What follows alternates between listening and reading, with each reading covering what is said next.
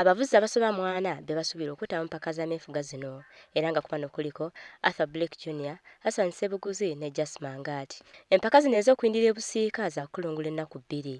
Omumyuka w'omukulembeze w'ekibiina ekigatta abavuzi b'emmotoka z'empaka mu ggwanga FMU Desmond Oki agamba empaka zino zitegekeddwa okujjukira omwoyo gwe yali omwogezi w'ekibiina kino Haji Juma Nkambwe eyafa ku ntandikwa ya wiiki eno. So twasazeewo omukolo gujja kgenda mu maaso nga bwe tugutegese era raale ejja kuba etandikira busiika ne pikipiki z'empaka nga bwe twali tuzitegese bwe tunaamala tulyoke tuzzeeko emmotoka.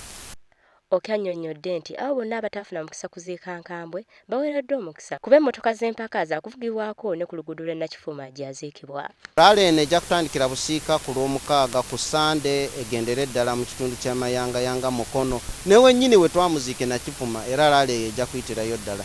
Emmotoka zonna zaakusooka okugezesebwa ku bbala ya Panamera oluvannyuma zoolekere Mukono. Ku Lwomukaaga waakusookawo pikipiki z'empaka nga ziwedde abavulumizi b'emmotoka bemala eggoga.